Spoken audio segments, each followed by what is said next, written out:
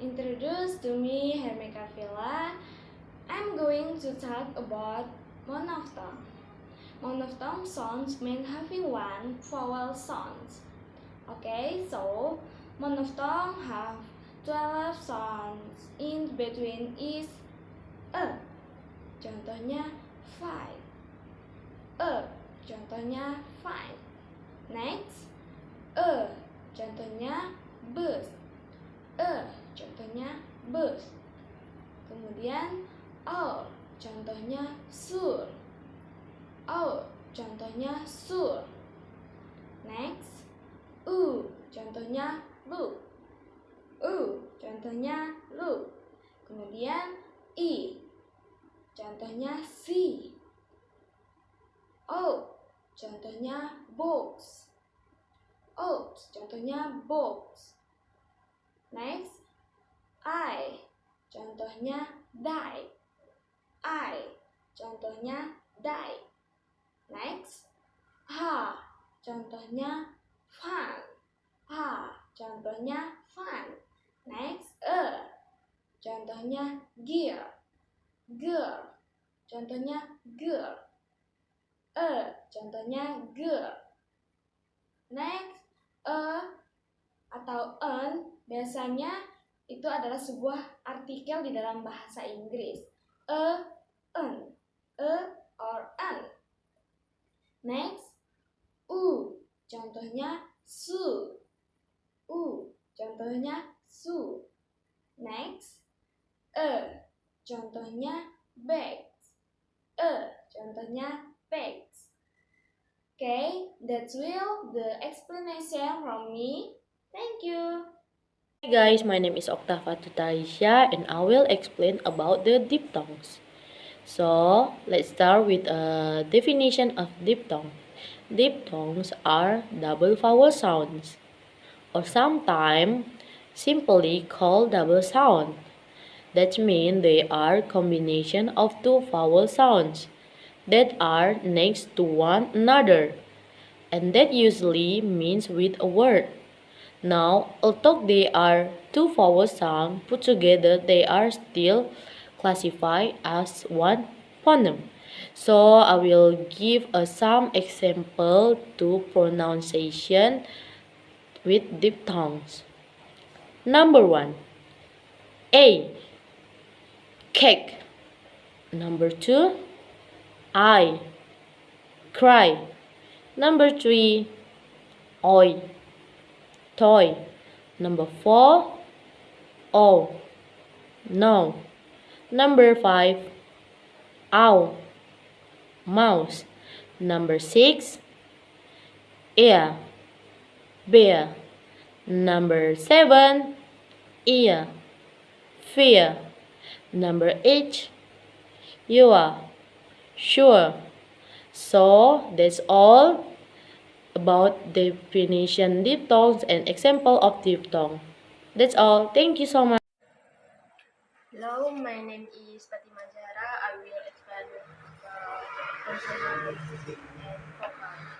Consonant: B, C, D, F, G, H, J, K, L, M, N, P, Q, R, S, T, V, W, X, Y, Z.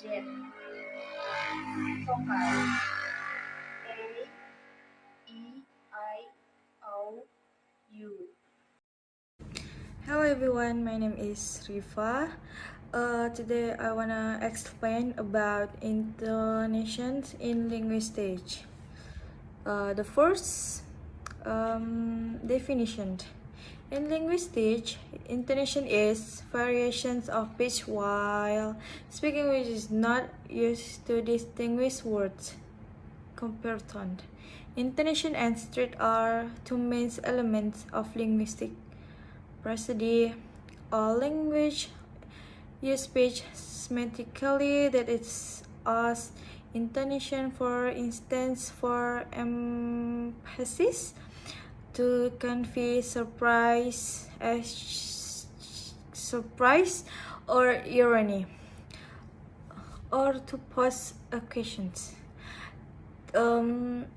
tonal language such as Chinese and Hausa use speech to distinguish words in addition to intonation. Raising intonation when the pitch of the voice increases over time. Falling intonation means that pitch decreases with time. Deepening intonations falls and the rises. Whereas speaking intonations rises and then falls. An example, the classic example for intonation in linguistics of intonation is the questions statement distinction. For example, this is from Northwestern American English. Okay, like very many language as the recent intonations for echo or declarative. And the question, he found it on the street. Okay, he found it on the street. And a falling intonation for questions. Where did he find it? Where did he find it? Where? This is where. Okay. Where did he find it? Okay. And statements. He found it on the street. He found it on the street. Unless he found it on the street. And the last example of yes or no questions. Did he find it on the street? Did he find it on the street? Often have a reason, but not always. Okay, but not always. And thank you very much for your attention. I'm sorry about my talk. It's not perfect. Okay, thank you very much. Perkenalkan, nama saya Dominika Primunia, saya dari kelompok 2. Di sini saya akan menjelaskan tentang artikulasi. Artikulasi adalah gerakan-gerakan otot bicara yang digunakan untuk mengucapkan lambang-lambang bunyi bahasa disesuaikan dengan pola-pola yang standar sehingga dapat dipahami orang lain. Istilah ini diambil dari bahasa Inggris, yaitu articulation, yang artinya pengucapan. Penjelasan tersebut dikutip dari modul konsep dasar artikulasi dan optimalisasi fungsi pendengaran AOFP dari Universitas Pendidikan Indonesia. Jenis artikulasi terbagi menjadi 7. Yang pertama, letupan atau floviv atau stop. Artikulasi ini dilakukan dengan cara menghambat total aliran udara oleh artikulator aktif dan dilepaskan secara meletup. Contoh bunyi letupan antara lain P, B, T, D, K, dan G. Yang kedua, geseran atau frikatif. Artikulasi ini dilakukan dengan cara menghambat aliran suara sebagai tidak total. Udara tetap dapat mengalir melalui celah sempit yang dibentuk dengan artikulator aktif dan artikulator tidak aktif atau pasif. Contoh bunyi geseran antara lain S dan Z. Yang ketiga adalah paduan atau efriktik. Artikulasi ini merupakan paduan antara artikulasi letupan dan geseran. Artikulasi udara yang dihambat secara total diletupkan melalui celah sempit yang dibentuk oleh artikulator aktif dan artikulator pasif. Contoh bunyi paduan antara lain C dan I. Yang keempat adalah sengau atau nasal. Artikulasi ini dengan cara menghambat secara total aliran udara melalui rongga mulut oleh artikulator dan membuka jalan atau jalur aliran udara melalui rongga hidung. Contoh bunyi nasal antara lain adalah M dan N. Yang kelima adalah getaran atau trill. Artikulasi ini dilakukan dengan cara menyentuhkan artikulator aktif dan artikulator pasif secara beruntun sehingga membentuk bunyi geseran. Contoh bunyi getaran adalah R. Yang keenam adalah sampingan atau lateral. Artikulasi ini dilakukan dengan cara menghambat aliran udara di tengah dan memberikan